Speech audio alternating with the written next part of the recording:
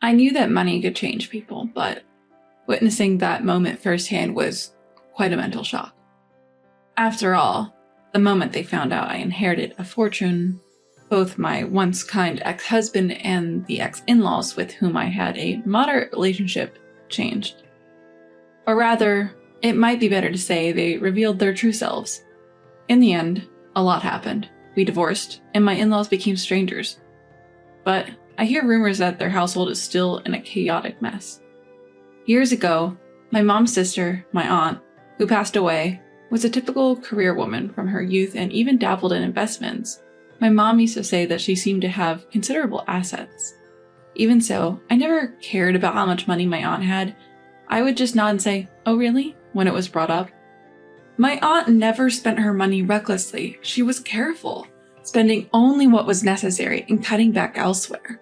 For example, she cooked for herself but used ordinary supermarket ingredients, or bought only a few quality clothing items to wear for a long time, instead of buying whatever she wanted. I admired and I liked my aunt's values, but there was a strong notion back then that women who earned more than men weren't attractive. She was often looked down upon and prejudiced by relatives. Also, there was a fixed idea that a woman's happiness was in getting married and having children, so my aunt, who was neither married nor had children, was treated like an outsider. But she never let unkind words get her down. She was confident and let people talk as they liked. One day, when I was visiting my aunt, she suddenly said to me, "Hey, if I pass away, I want you to be the inheritor," while we were relaxing on the sofa having tea. It was so unexpected that I asked her what she meant, and she explained, "I'm not married and I don't have children, so no one will inherit my wealth, but I don't want my money to go to those who have looked down on me and ridiculed me. Of course, I will prepare all the necessary documents for inheritance, but I want to make you the official inheritor," she said, smiling but in a serious tone. As for me, I casually accepted, thinking it was fine since she was only in her 40s at the time and it would be 30 or 40 years before she would pass away. It felt like a distant future. And I had no real understanding of inheritance, being a high school student. Honestly, I thought what my aunt told me was a joke back then. Time passed, I got married, had children, was busy with work and parenting when my youngest child graduated and started working. I heard from Mom that Aunt's health was failing. I rushed to the hospital where Aunt was admitted, and there she was, looking lively, saying, "What? She told you I'm well?" "That's such an exaggeration. I'm sorry to worry you, but it's just a checkup. Look, I'm as fit as ever." With her unchanging smile, my aunt answered like that. At that moment, I felt relieved, thinking everything was fine, but in reality, Aunt's condition was not good, and she was just pretending to be well so as not to worry me. As evidence, Aunt started going in and out of the hospital several times afterward. Every time the children and I would visit her in the hospital, and although we'd meet with Aunt, her health clearly weakened as the days went by. Her cheeks were sunken, her arms and neck had thinned, and she almost looked like skin and bones. But she never stopped smiling and acted brightly, and I thought she was truly a strong person. Because that smile was the same one I knew from my childhood. I even thought a miracle might happen, but in the end, Aunt passed away.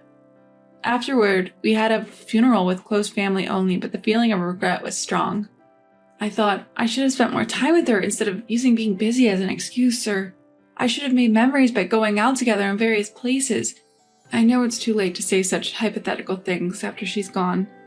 The children were also fond of Aunt and respected her, so they were depressed that they couldn't talk to her anymore like me, and it was painful to watch. A few months after Aunt passed away, when I still couldn't sort my feelings, my husband came home from work and handed me a legal-sized envelope saying something had arrived.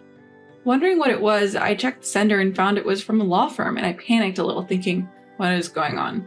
I don't remember needing a lawyer. Have I been involved in some crime? I thought, and nervously opened the envelope to check inside. There I found information regarding Aunt's inheritance. At that moment, I realized that what Aunt had told me that day was serious, so I contacted the law firm to hear the details. That lawyer was an old friend of Aunt's and seemed to have been entrusted with her property and inheritance after her death. When I heard Aunt's total assets, I nearly fell over, because it was not just a few $1,000,000, it was over $400 million. I panicked again, and after hearing from the lawyer, I called Mom, who casually answered, "You know, it seemed like your aunt wanted you to be the heir. She consulted me after you graduated high school, so I told her if the two of you agreed, it's fine with me." I was shocked by this too. But since the amount was so large, I was confused about what to do with such a huge sum.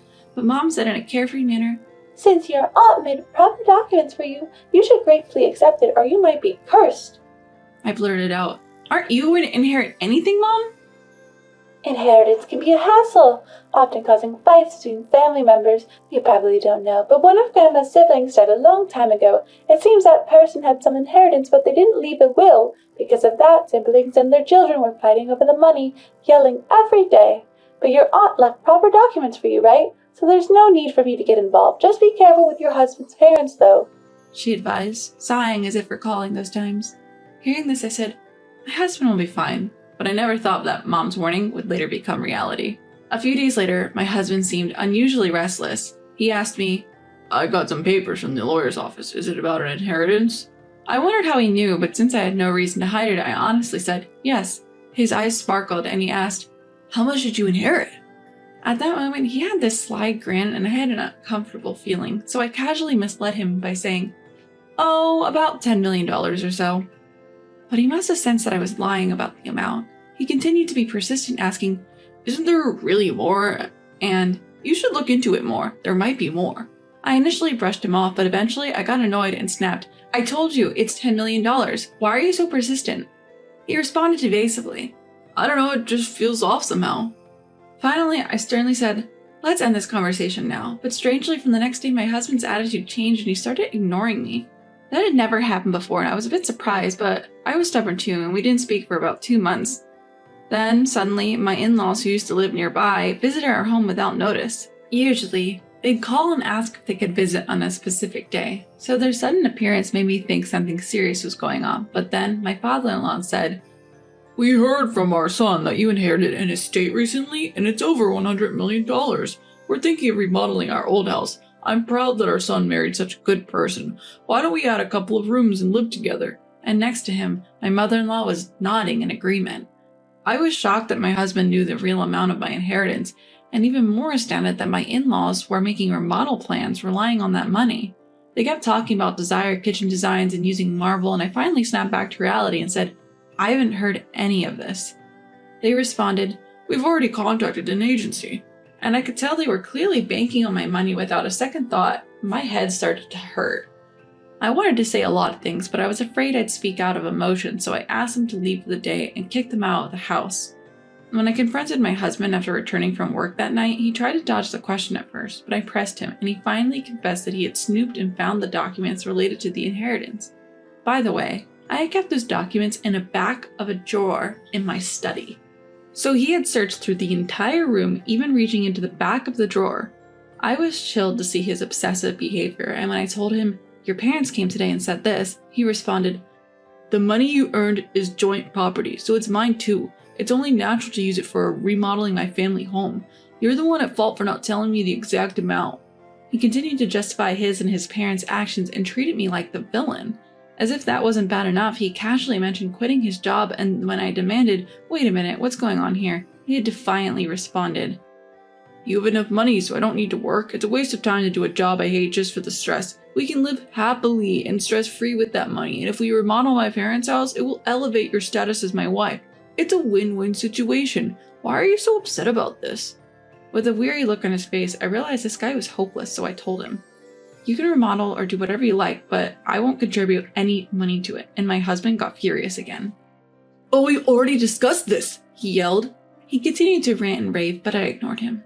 The next day, my husband showed up with his parents, protesting that I had changed the terms of our agreement. So I told them, "You were the ones who went ahead without talking to me. Why should I have to contribute money? It's not for the remodeling of your family home or to support your son, who quit his job without even consulting me." They railed at me with accusations like, "We've always treated you well," and "You gold digger." But I was disillusioned with their true nature. I told them I didn't care and to leave because we would never speak again. Then my husband asked, "What do you mean by that?" When I replied exactly what I said, he began to panic. "You're not seriously considering divorce over this, are you?" he demanded, but I simply told him that we would discuss it with our lawyers and sent the 3 of them away. Afterward, I packed my bags and took refuge in a hotel. My husband continued to text me, "I will never divorce you," and "I love you," but I replied, "You love my money, don't you?" and turned off my phone. I stayed in the hotel that night, and when I explained the situation to my parents the next day, they sighed and said, "We thought this might happen." When asked, "What will you do now?" I replied, "Divorce is the only option." "Fight him with everything you've got, because he won't let you go easily," my mom advised. Later, I was told there might be other issues, so it's best to investigate. I hired a detective agency, and it was revealed that my husband frequented nightclubs. This was unacceptable to me, so I hired a divorce-savvy lawyer. My husband refused to divorce, and instead demanded compensation and a share of the property. My lawyer explained that what I inherited from my family wasn't joint property and didn't qualify for property division. But my husband screamed, "That can't be true!" When the lawyer asked, "Would you give your wife the money you inherited from your family, claiming it's family money?" he fell silent. Afterward, my husband was lectured about his unreasonable behavior by the lawyer. In the end, he was nearly in tears, insisting that I pay for the remodeling, but of course the argument didn't hold water and my husband slumped in defeat. Later, I found out the remodeling paperwork had already been done, and that I'd offered to pay for it, signing a contract for the remodeling of my husband's family home in his name, and he seemed to have been very particular about it, and the total cost exceeded $10 million. So it seems he was worried that if he divorced me, he wouldn't be able to pay that money. So whether we divorced or not, he said there was no reason for me to pay. But even after that, he kept pushing, trying to negotiate, saying, "Then I want you to pay half." But when my lawyer threatened to sue him for harassment, he finally gave up. But my in-laws didn't seem to give up, and they attacked the family home. Finally, they raised a hand against my father and destroyed the potted plants outside before fleeing, so we reported it. Afterward, they even lashed out at the police, who came to ask about the situation and were taken away. Of course, the whole neighborhood heard about this, and even after being released, the rumors persisted. Because I casually mentioned it to some gossip-loving neighbors, the greedy nature of my husband's family became widely known. All this led to divorce finally happening, with my ex-husband giving in. But even after that, I kept receiving messages saying, "I still love you. I want to start over." So I asked my lawyer to issue a restraining order, but that doesn't last a lifetime, only having effect for up to 6 months, and it doesn't seem like he's the type to comply with it, so it's scary to think that he might get angry and stab me or something. So I decided to move with my parents. I felt sorry for my parents, who had to leave the place they were used to because of me, but given the circumstances and with the world being a dangerous place, it had to be done. Afterward, we moved almost like running away, and once things settled down, I informed the children. Of course, they were surprised, but everyone sympathized, saying it couldn't be helped. After that, life went on without any particular problems, but eventually my bad feeling came true. My ex-husband ignored the restraining order and was seen lurking around my former family home, and a passing police officer found it suspicious and stopped and questioned him. That's when a small knife was found in his pocket, and he was arrested. When asked, he said, "I wanted to talk to my ex-wife." And when I heard that from the lawyer who helped me during the divorce, it gave me the chills. If I had been optimistic and stayed at my parents' house, even after issuing the restraining order, in the end, since there were no injuries, it seems my ex-husband was released early, but I became too afraid to even approach where my old family home used to be. Since then, I didn't know what happened to my ex-husband for a while, but a friend living near his family home told me that they can hear yelling almost every day from his remodeled house. It's mostly about money. "You're the one on the paperwork, so you pay." Or, "It's our parents' house, so they should pay." They apparently hear quite clearly. Moreover, despite having remodeled, there are sounds of something breaking, and sometimes it's so bad that the police have to come and warn them. Occasionally, they also hear things like, "If only we hadn't let that wife go, we'd be living well now," or "It's your fault for getting a divorce," and so on.